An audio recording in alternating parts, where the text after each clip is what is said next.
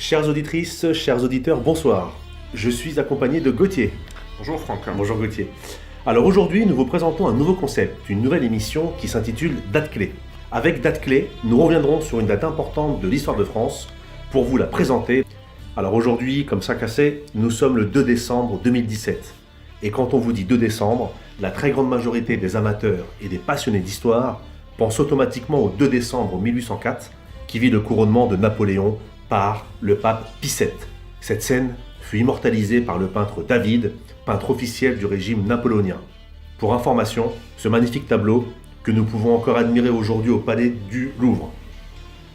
Le 2 décembre renvoie également à la bataille d'Austerlitz ou à la bataille des Trois Empereurs, lorsque les armées françaises de l'empereur Napoléon Ier écrasèrent les armées austro-russes de l'empereur François II du Saint-Empire et de l'empereur Alexandre Ier sur le plateau de Pratzen durant la guerre de la Troisième Coalition.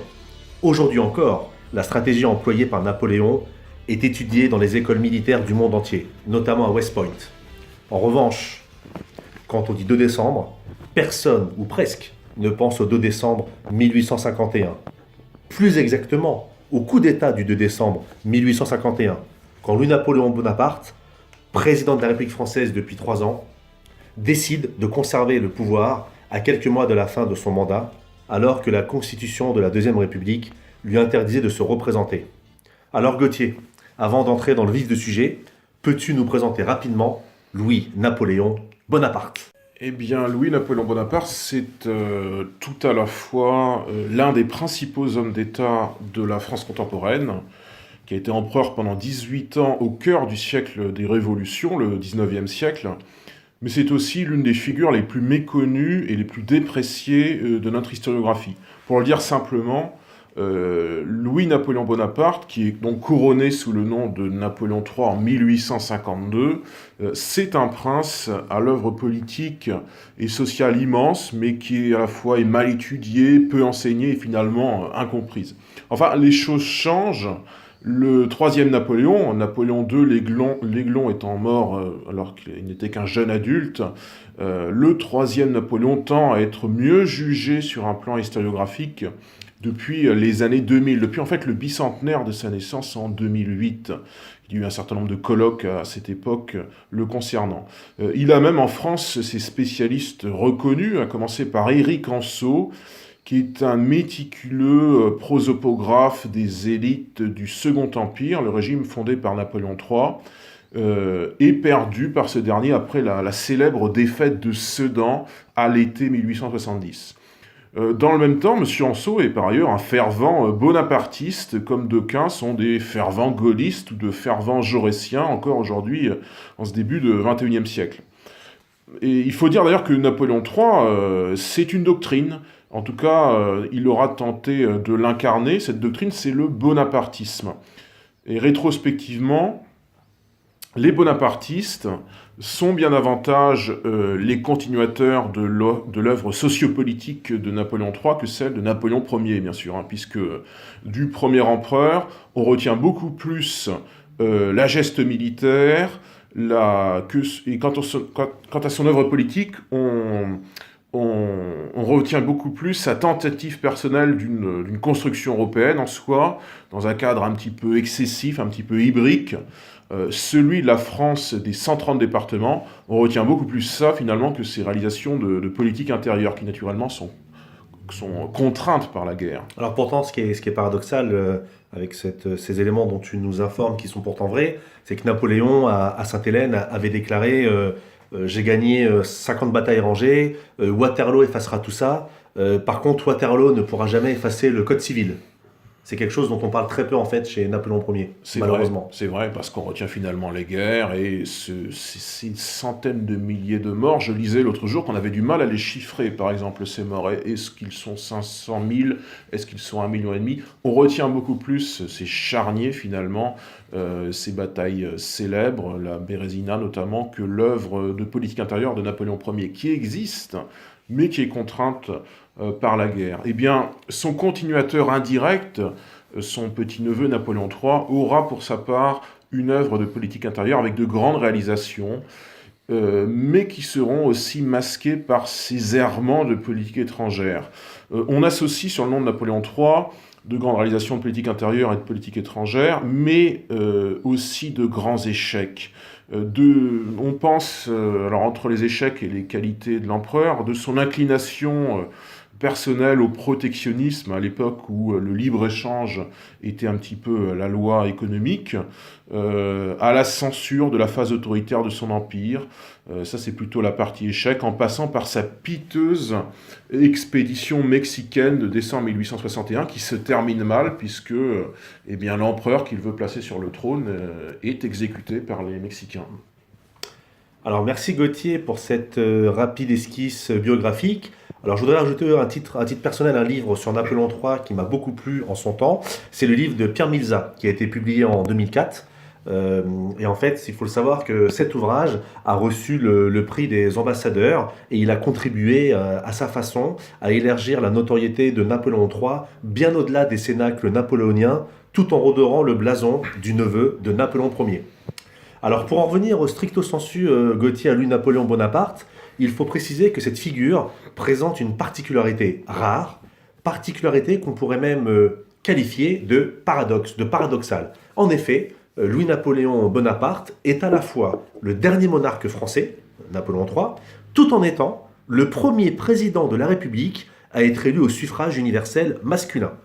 Alors Napoléon III, tu l'as dit, semble pourtant moins connu que d'autres chefs d'État, alors qu'il a dirigé le pays de 1849 à 1870, soit 21 ans, avec à la clé de nombreuses réformes, dont tu as déjà un peu parlé. On pourrait également citer l'industrialisation du pays, des réformes économiques plutôt intéressantes, le développement des moyens de communication.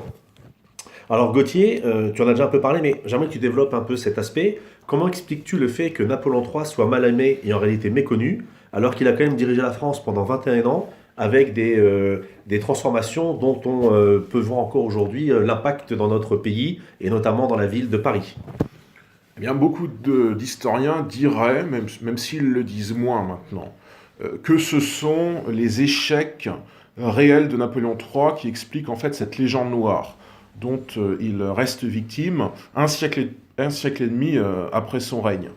Et c'est, je crois, avant tout son expédition militaire au Mexique qui a tissé cette légende. J'en ai parlé brièvement il y a quelques secondes, je vais approfondir le sujet. Napoléon III, en fait, prétendait créer un empire latin frère de la France qui puisse contrebalancer l'influence de la jeune République américaine qui était tout à la fois protestante et mercantile. Il voulait tailler un empire qui soit un État client pour la France au cœur du continent américain, et pour cela il a poussé en avant la candidature qui n'était pas naturelle naturellement de Maximilien d'Autriche en 1863. Seulement le caractère éphémère de cette aventure, dont on ne saura pas si elle aurait été coloniale par ailleurs, ça l'histoire ne nous le dit pas, et puis la victoire des libéraux mexicains et l'exécution de Maximilien en 1867, eh bien achève cette aventure et entache finalement le règne de Napoléon III qui avait soutenu Maximilien. Il y a aussi la guerre coûteuse, particulièrement coûteuse en vie humaine en Italie, avec cette célèbre bataille de Solferino, une guerre tellement coûteuse qu'elle suscite en réaction, et c'est plutôt heureux d'ailleurs, la création de la Croix-Rouge sous l'influence du Suisse Henri Dunant. Ça montre que, comme quoi cette guerre était coûteuse en vie humaine. Moindrement, on peut considérer le soutien implicite, en tout cas une certaine bienveillance de Napoléon III à l'endroit des États confédérés d'Amérique durant la guerre de sécession entre 1861 et 1865, comme l'un des éléments qui a contribué à la légende noire de l'empereur, puisque finalement, eh bien, celui-ci a choisi le mauvais camp, il a choisi le camp de la Confédération, et naturellement, c'est l'Union qui a remporté la guerre. D'autres éléments de sa politique étrangère concourent aussi à cette légende noire, comme bien une certaine naïveté que l'empereur a pu avoir à l'égard du royaume de Prusse. L'empereur, en fait, a favorisé deux unifications sur le continent européen, l'unification italienne, qui est une réalité en 1861, et il se dit que l'unification allemande serait aussi quelque chose de positif. Eh bien, il la favorise implicitement, cette unification, et elle se retourne contre lui, puisque cette naïveté à l'égard du royaume de Prusse, qu'il contribue indirectement à consolider, déclenche en fin de course la guerre franco-prussienne. Napoléon III espérait en fait des gains territoriaux de la part de Bismarck au Luxembourg et au Palatinat, moyennant une neutralité de la France durant la guerre que la Prusse livrait à l'Autriche en 1866. Et finalement, la Prusse gagne la guerre contre l'Autriche à l'issue de la bataille de Sadova, et la France n'obtient rien. Et à ce moment-là, Napoléon III voit bien qu'il s'est fait piéger, et il conviendra qu'il faut peut-être renforcer l'armée française en vue d'une possible attaque prussienne. C'est ce qui arrivera en 1870.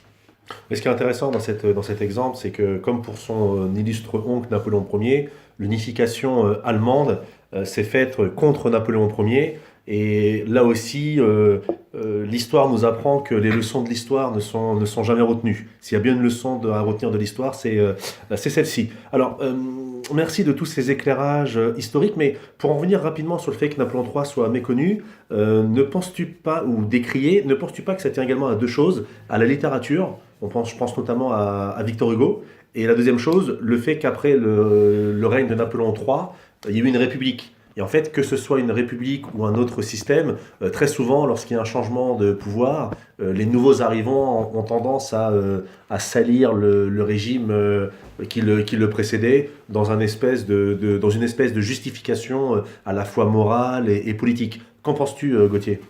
Oui, c'est évident. Et d'ailleurs, Raymond Aron précisait qu'un régime nouveau est toujours impatient d'affirmer son autorité en détruisant les fondements du régime ancien. C'est un classique de la vie politique. Quand on est un nouveau régime, on prétend peut-être qu'on est la continuité de quelque chose, mais on veut surtout faire table rase du passé.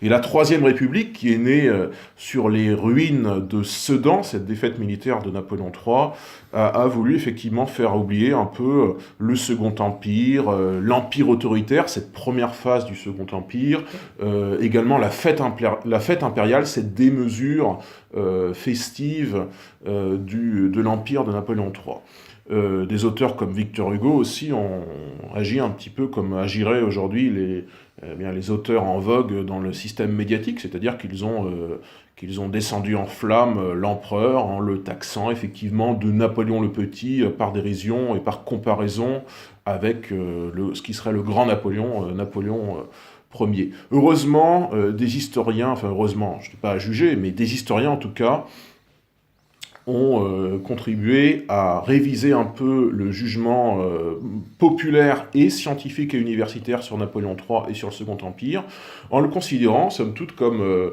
une période charnière au cœur du siècle des révolutions et une période plutôt faste pour la France. Économiquement, c'est vraiment la période où la France s'ancre de plein pied dans la révolution industrielle, même si la révolution industrielle a ses prémices durant la monarchie de Juillet, mais Napoléon III, par sa vision, on pourrait dire, d'État stratège, c'est un petit peu anachronique, mais fait que l'État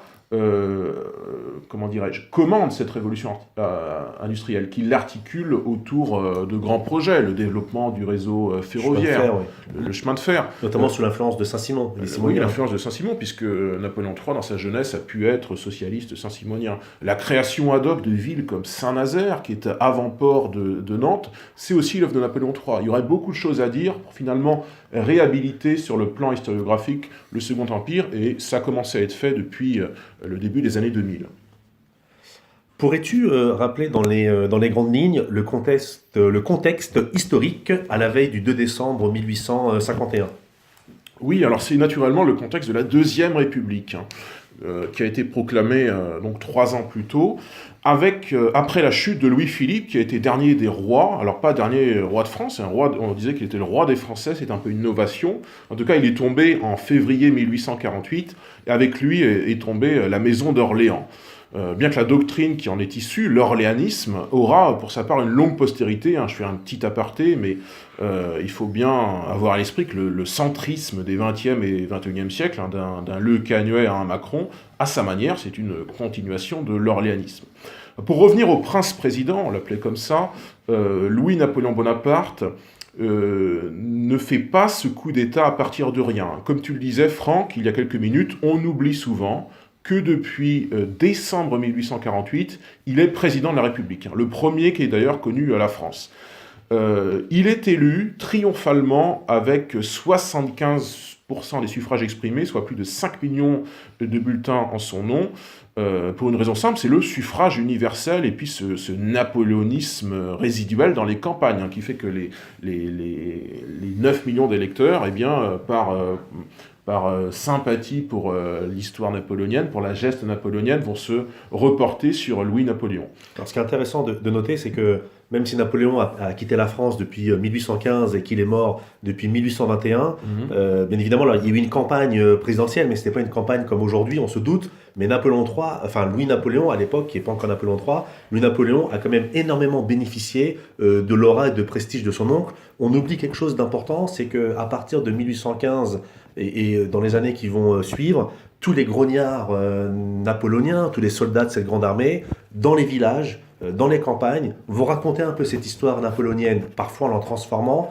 parfois en l'améliorant, en la magnifiant, et tout ceci va en fait créer un climat plutôt favorable à Louis-Napoléon Bonaparte, chose qui était difficile de pressentir à l'époque. Et c'est vrai que lorsque Napoléon III remporte l'élection, beaucoup de gens sont étonnés, mais ils avaient sous-estimé l'impact de tous ces anciens soldats napoléoniens, ces fameux demi-soldes, parce qu'ils ne touchaient plus leur solde, d'où le nom, de tous ces fameux soldats un peu déchus suite à la défaite de l'Empire, qui ont contribué en fait à continuer à continuer l'œuvre de Napoléon Ier en transmettant en fait l'aura napoléonien par des récits au coin du feu. On imagine souvent un peu ce tableau, un peu image d'Épinal, le grognard avec ses vieilles moustaches, sa tenue militaire, sa baïonnette, sa pipe, racontant au coin du feu les exploits napoléoniens. Donc ça a contribué grandement à l'élection de Napoléon.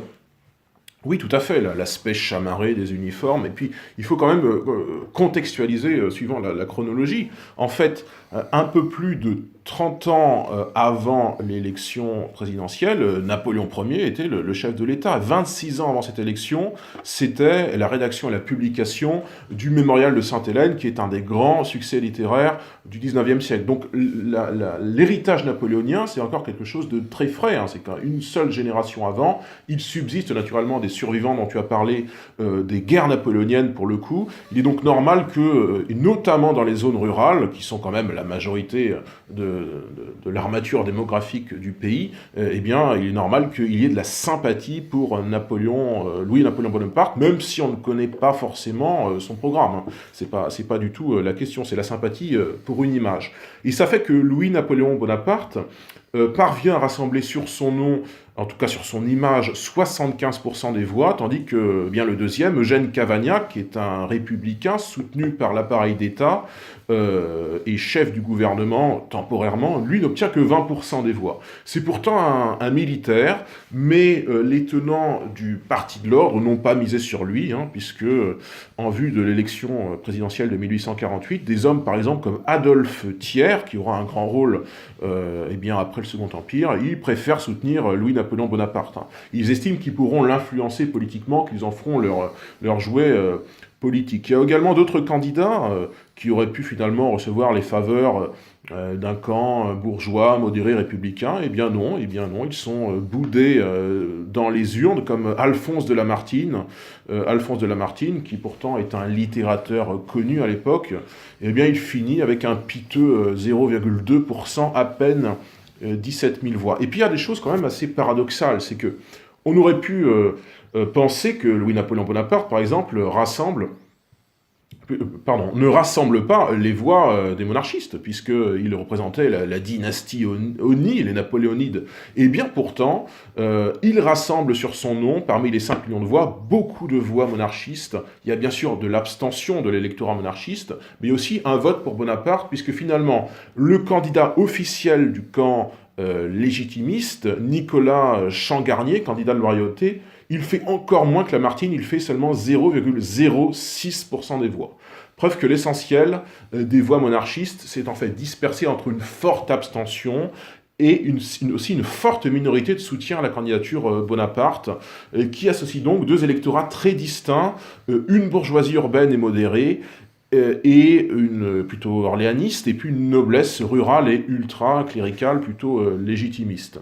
Alors, ce qui est aussi intéressant, c'est qu'au cours de cette élection, discrètement, ce scrutin marque également l'émergence d'un premier camp socialiste autour des candidatures de Ledru-Rollin, qui recueillera 5,1% des voix, et également de François-Vincent Raspail, 0,5% des voix. Donc il faut noter que cette frange du Parti républicain va se structurer tout au long du Second Empire, et va être la frange qu'on peut dire la plus radicale. Mais cette maturation en tant que parti ou organisation volontaire va être plutôt poussive, plutôt lente.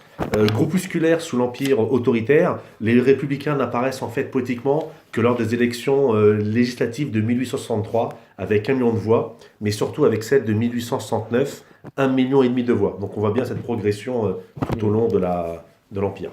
Oui, effectivement. Alors il faut dire que les républicains, par ailleurs, au tout début du Second Empire, hein, les premiers scrutins, le scrutin de 1852 notamment, en fait, la plupart de leurs chefs sont exilés ou sont proscrits politiquement, donc ils ne peuvent pas agir. Effectivement, Franck, il passe d'une opposition groupusculaire à une opposition structurée, notamment autour de figures très, très, très tardivement comme Gambetta et son discours de Belleville en 1869. Vous pouvez d'ailleurs jeter un coup d'œil au passage sur le site de Fréquence Histoire, puisque vous y trouverez la cartographie des résultats électoraux de 1848. On a mis en ligne une carte des résultats de cette élection présidentielle, où vous pourrez constater quelles sont les différentes zones de force électorale de ce premier bonapartisme. On peut parler d'un premier bonapartisme pour le coup. Ça va de la région parisienne à la Normandie, fief conservateur, en passant par le Poitou. Vous pourrez voir un petit peu comment s'organise cet électorat. Bref, au terme de ces quelques mois de régime républicain, entre février et décembre 1848, c'est donc de nouveau un Bonaparte qui prend les commandes de la France, un personnage assez peu connu, mais dont beaucoup d'observateurs politiques pressentent, à raison, que son ambition dépasse très largement le cadre étroit de son mandat présidentiel.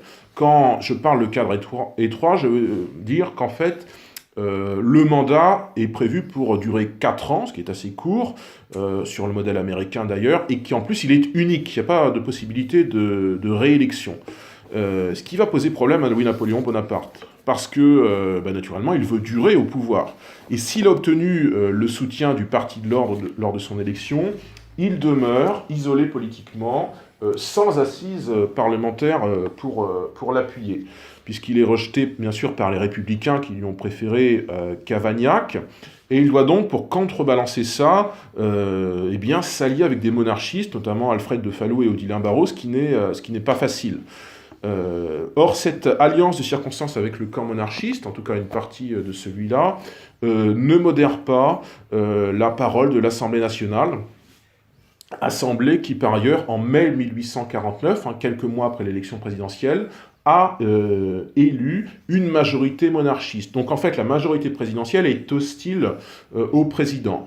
Mais celui-ci, par maladresse, ou peut-être par volonté de s'affirmer, n'essaye pas de se concilier les bonnes grâces du Parlement, puisque, par exemple, il rédige une lettre de soutien à ce qu'on appelle à l'époque la liberté italienne, contre le rétablissement de l'absolutisme du pouvoir temporel du pape Pie IX, en août 1849. Alors ce texte, il est salué par les républicains, c'est bien normal, on peut s'y attendre, mais il est désapprouvé par sa majorité parlementaire et même son propre gouvernement. Il commence à partir de ce moment à y avoir une fronde parlementaire qui fait que le président Bonaparte n'est pas appuyé par son Parlement, et il cherche la manière d'organiser son propre pouvoir. Alors il s'entoure tout d'abord, à partir d'octobre 1849, du général de Hautpoul, qui est son ministre des commis, mais l'Assemblée continue d'entraver son action. Par exemple, elle approuve la loi Falloux sur la liberté de l'enseignement, ce qui naturellement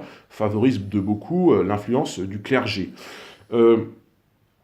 L'Assemblée adopte également une nouvelle loi électorale le 31 mai 1850 qui aboutit à la limitation de l'exercice du suffrage universel.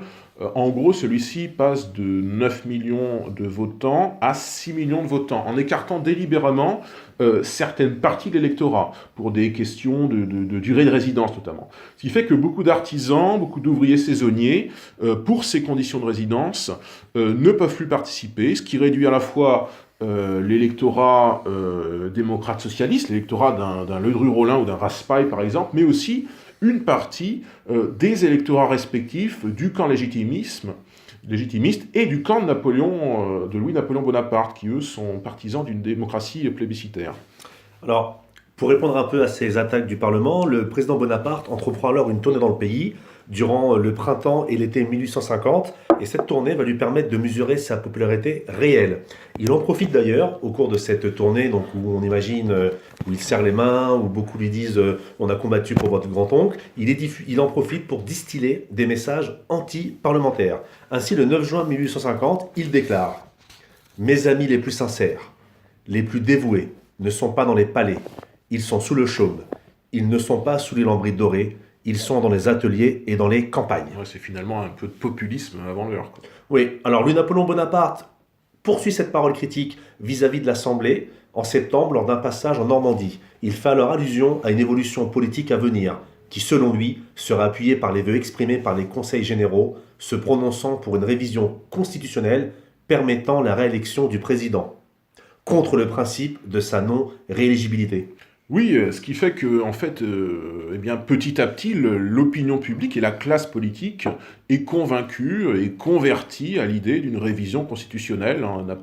Louis-Napoléon Bonaparte, on en est convaincu, va réformer la Constitution et rester au pouvoir après 1852. Seuls les républicains sont opposés à cette idée naturellement. Le président est d'ailleurs soutenu dans cette démarche de volonté d'une révision constitutionnelle, notamment par Odilon Barrot, le comte de Montalembert ou Tocqueville.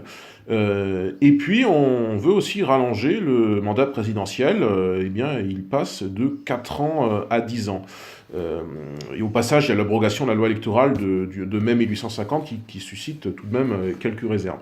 Alors le 11 avril 1851, une nouvelle équipe ministérielle dirigée par Léon Fauché est mise en place dans le but de rallier le vote conservateur, mais ça reste un échec. Léon Fauché est lui-même hostile à l'abrogation de la loi électorale, un texte qu'il avait pourtant défendu un an auparavant. Et à la suite d'une vaste campagne de pétitions qui fonctionne, puisqu'elle recueille 1,5 million de signatures, avec une prépondérance dans le bassin parisien, en Aquitaine, dans le Nord, là où on avait voté pour Louis-Napoléon 3 ans plus tôt, le duc de Broglie dépose le 31 mai 1851 à l'Assemblée une proposition de loi qui est soutenue par 233 députés pour réviser la Constitution et rendre rééligible en 1852 le président Bonaparte. Et comme tu l'as dit, Franck, en province, Louis-Napoléon prononce donc des discours, avec le soutien naturellement de l'appareil d'État, en forme de manifeste et d'appel au peuple. D'ailleurs, il en fera, les bonapartistes, après la mort de Napoléon III, feront de ce thème de l'appel au peuple le nom de leur groupe parlementaire, puis le nom de leur parti. C'est une autre histoire.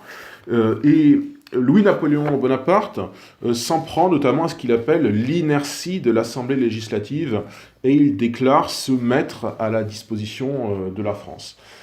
Et si les 2/3 des conseils généraux se rallient à sa cause, les orléanistes, ainsi que Changarnier, ancien candidat légitimiste à l'élection présidentielle, eux s'allient à la fraction la plus ouverte des Républicains, ce qu'on appelle la montagne parlementaire, successeur des Jacobins de 93, pour s'y opposer. Alors il y a pas mal de débats, il y a plusieurs semaines de débats, et finalement le 21 juillet, l'Assemblée se prononce sur la réforme constitutionnelle. Et bien qu'obtenant une majorité de 446 voix en sa faveur, dont celle de Tocqueville, il faut le noter, contre 278, la révision constitutionnelle n'est pas adoptée. C'est une grande surprise qui fait que Louis-Napoléon Bonaparte, qui estimait pouvoir passer par la phase réformiste, va finalement se convaincre qu'il doit faire un coup d'État.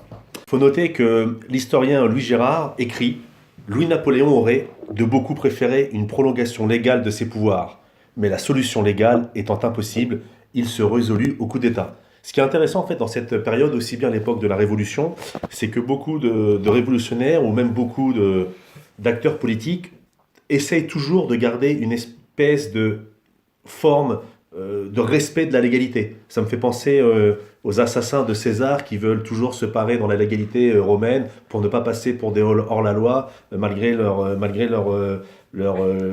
coup de poignard. Alors en tout cas, ce qui est certain, c'est que si les rumeurs de coup d'État fomentées par l'Assemblée ou par Louis-Napoléon avaient commencé à circuler dès l'année 51, c'est à partir de l'échec de la révision constitutionnelle que la certitude d'une épreuve de force, dont l'initiative partirait de l'Élysée, s'impose dans le grand public. Alors celle-ci est minutieusement préparée à partir du 20 août à Saint-Cloud. Les initiés étaient peu nombreux et regroupés autour du duc de Morny, demi-frère de Louis-Napoléon. On y retrouve en outre Victor de Persigny, un fidèle de Louis-Napoléon, Eugène Rouet, Émile Fleury, Pierre Carlier, préfet de police de Paris, le général de Saint-Arnaud et ainsi que le général Magnan, commandant de la place de Paris. Oui, alors il y a plusieurs dates qui sont envisagées pour ce qui sera le 2 décembre, assez fortuitement finalement, hein, puisqu'on pense tout d'abord faire ce coup d'État le 17 septembre ou le 22 septembre, pour une raison très simple, hein, c'est que l'Assemblée est en vacances. Mais du fait de la défaillance provisoire de Saint-Arnaud, eh bien, le projet est reporté. Louis-Napoléon Bonaparte en profite pour tenter d'obtenir de nouveau de l'Assemblée nationale le rétablissement du suffrage universel et l'abrogation de la loi électorale de 1850.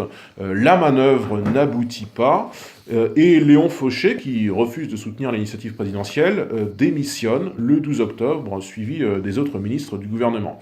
Alors un nouveau cabinet est formé le 27, qui comprend 3 représentants de l'Assemblée et le général de Saint-Arnaud, donc l'un des conspirateurs, qui est nommé stratégiquement au ministère de la Guerre.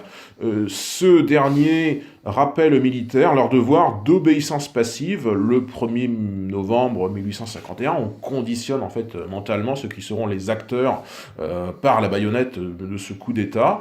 Et il y a une circulaire qui demande de veiller au salut de la société. Formule ambiguë. Hein. Formule ambiguë, ça peut faire penser veiller au salut de l'Empire d'ailleurs. Chant impérial bien connu.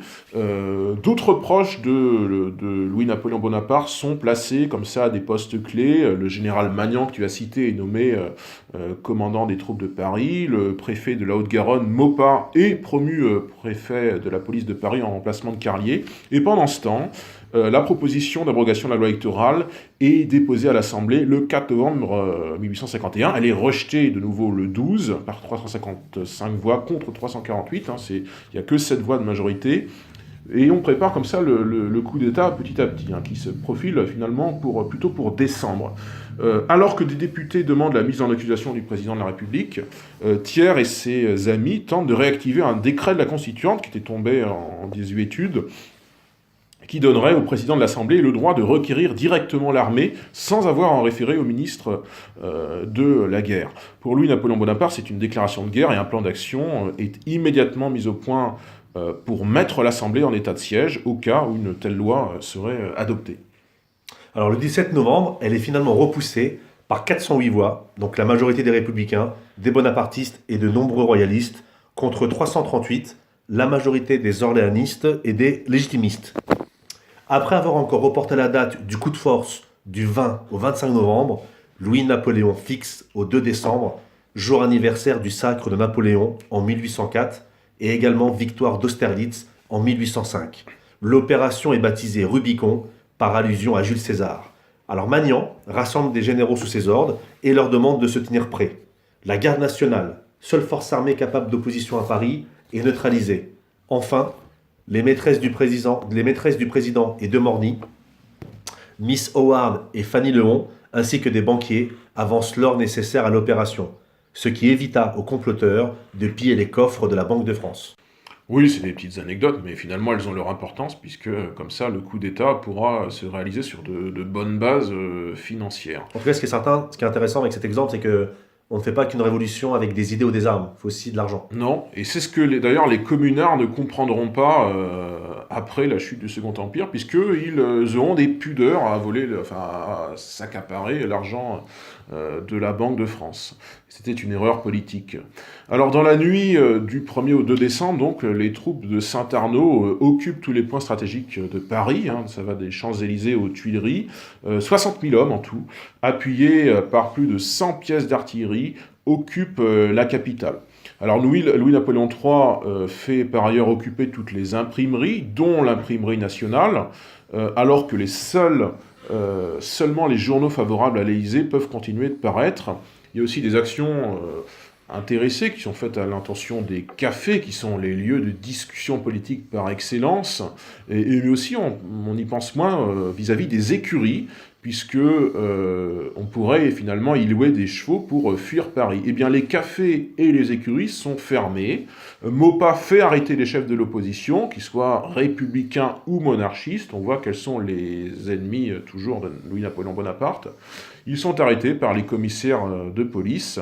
Il y en a un seul qui refuse et qui est arrêté. Alors Napoléon III fait placarder sur les murs de Paris, dès 6 heures du matin, le texte de ses proclamations. L'un est un appel au peuple, à destination des Français, tandis que l'autre est une proclamation à l'armée. Il édicte des décrets dans lesquels il déclare l'état de siège, la dissolution de l'Assemblée nationale, le rétablissement du suffrage universel, la convocation du peuple français à des élections et enfin la préparation d'une nouvelle constitution. Son appel au peuple annonce son intention de restaurer, je cite, le système créé par le premier consul.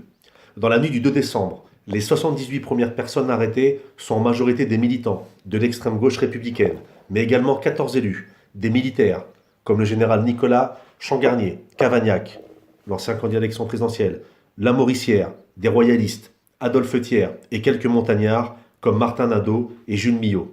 Les imprimeries sont occupées, ainsi que les journaux républicains, pour les empêcher de paraître.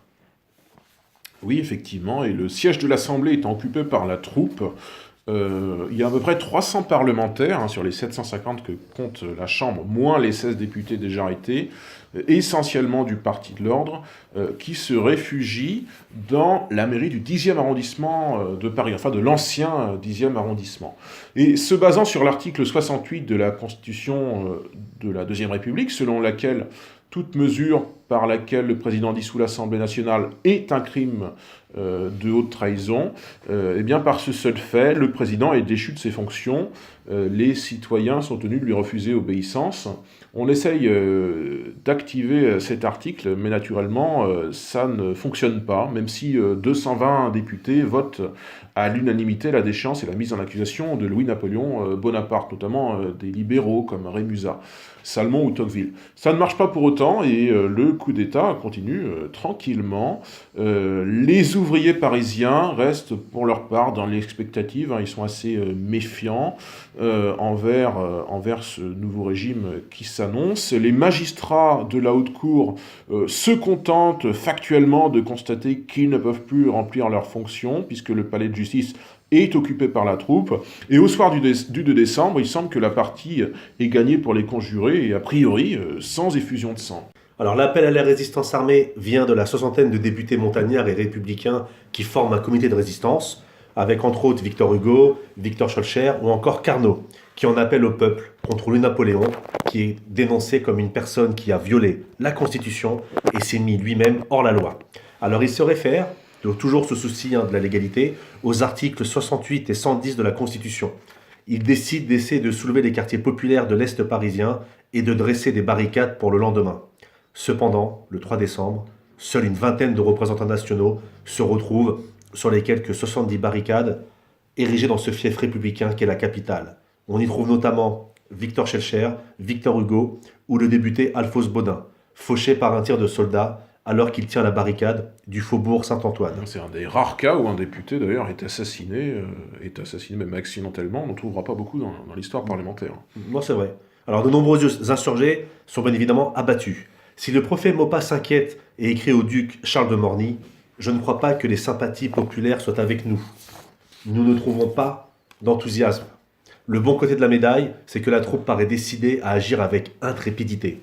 Morny, lui, est convaincu que le nombre d'insurgés ne peut rivaliser en nombre avec ceux des Trois Glorieuses de juin 1848. Il préconise donc de laisser les insurgés se dévoiler et s'installer afin d'éliminer toute résistance. Le soir du 3 décembre, le général Saint-Arnaud publie un arrêté qui dispose que tout individu pris, construisant ou défendant une barricade ou les armes à la main sera fusillé. 3 étudiants sont arrêtés, porteurs de proclamations opposées au coup d'État. Ils sont abattus et leurs corps sont jetés à la Seine. Magnan a donné pour ordre de fusiller sommairement tous les prisonniers, mais la consigne n'est pas systématiquement appliquée.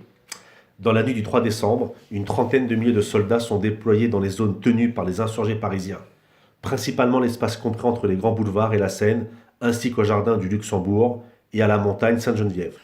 Et oui, et le coup d'État continue son chemin. Dans l'après-midi du 4 décembre, sur les boulevards Montmartre et Poissonnière, la troupe se rassemble et côtoie une foule où se mêlent des curieux, simples badauds et des manifestants. Et c'est alors que bien sûr vient le drame, plus de 300 morts à l'issue de ce qu'on appellera la fusillade des grands boulevards. Tout ça parce que quelques malheureux ont crié « Vive la Constitution, vive l'Assemblée nationale !» Eh bien, ils sont fauchés par la mitraille de la division Camp-Robert. Il y aura donc 300 morts. Ce qui fait que finalement, ce coup d'État n'est pas si neutre que ça, et que ce sang du 2 décembre entachera toujours, notamment sur le plan historiographique pour y revenir, l'image du Second Empire, l'image de Napoléon III. C'est un siècle et demi après, nous vivons encore cette image dépréciée. Il n'y a cependant pas eu plus de 1000 à 1200 insurgés, selon l'historien Vigier. Éric Anceau, lui, parle de quelques milliers. Et la résistance parisienne au coup d'État est écrasée, alors que la ville est assez passive et terrifiée.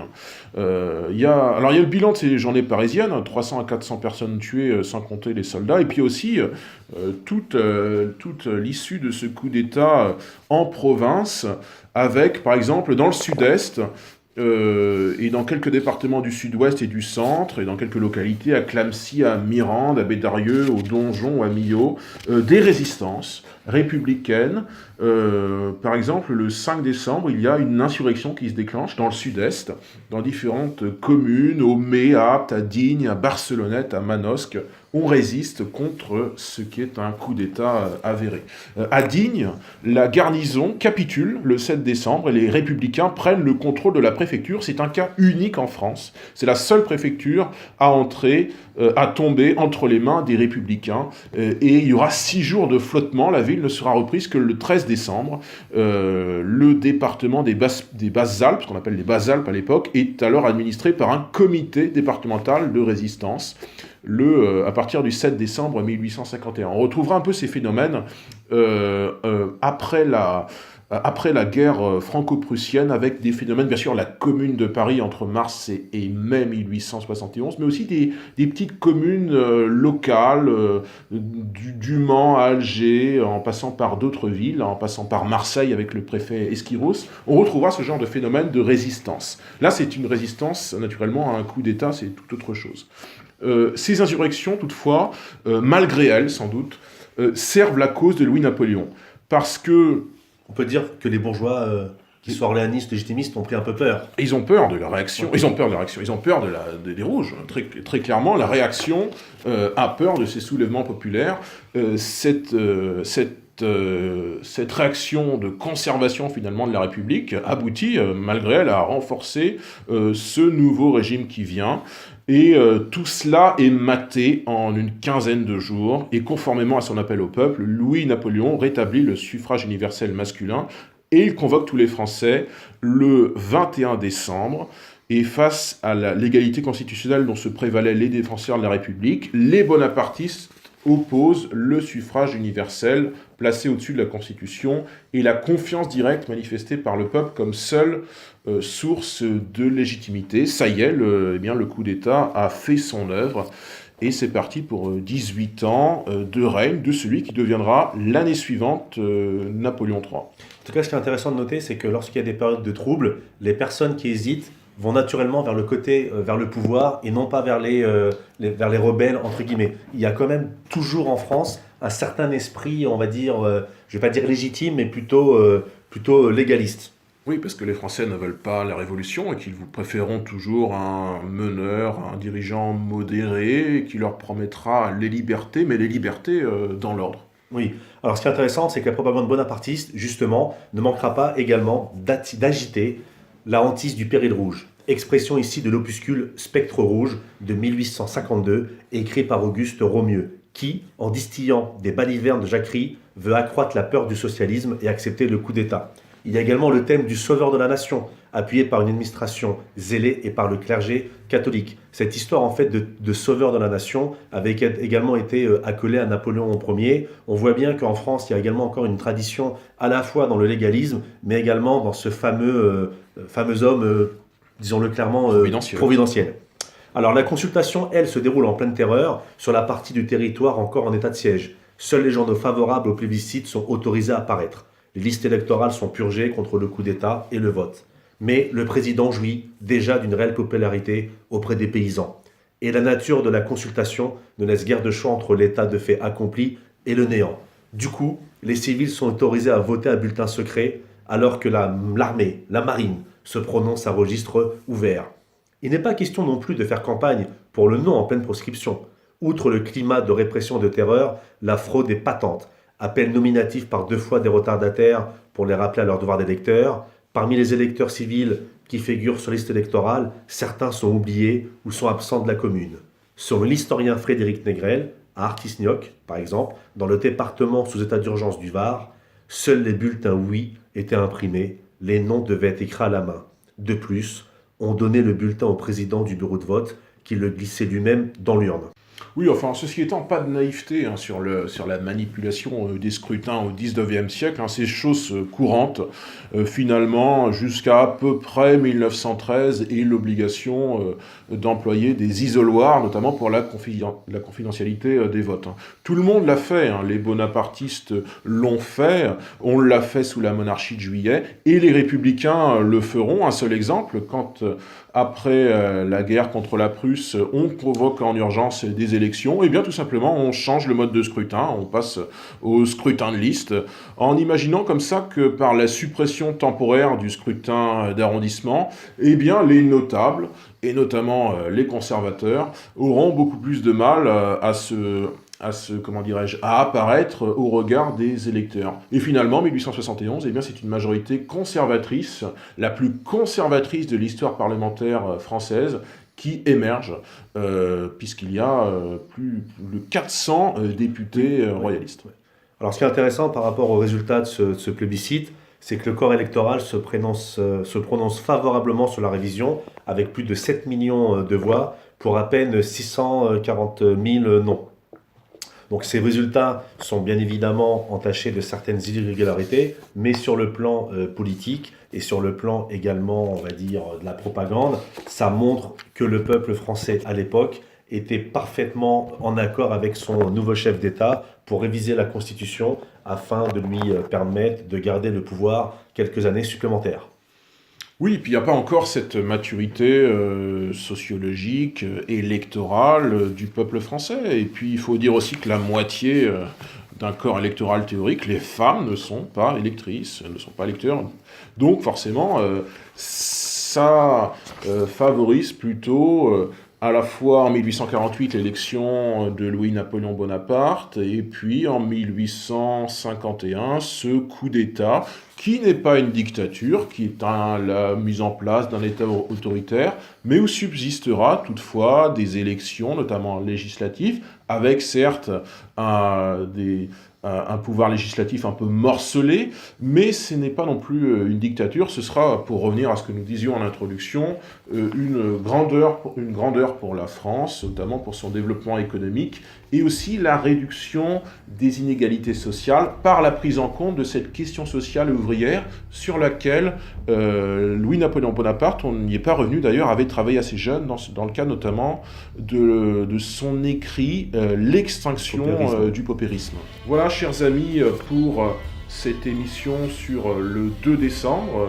sur la prise de pouvoir de Louis-Napoléon Bonaparte, qui deviendra donc empereur en 1852. Sous le nom de Napoléon III. Sous le nom de Napoléon III. Merci pour votre fidélité à cette première ébauche de Fréquence Histoire, dont on vous rappelle que la première émission, consacrée à Antonio Gramsci le 2 novembre dernier, avait eu un certain succès, écouté plus de 1500 fois pour l'instant. Merci pour cette écoute. Depuis, notre site internet a été officiellement lancé, vous l'avez vu, et vous y trouverez d'ailleurs 2 courtes chroniques littéraires écrites, la première sur Alcibiade de Jacqueline de Romilly, et la deuxième sur le duc de Chambord. Eh bien écoutez, on vous rappelle notre prochaine émission qui aura lieu en direct, donc visible directement sur notre page Facebook en direct. Elle sera consacrée à Nicolas Machiavel.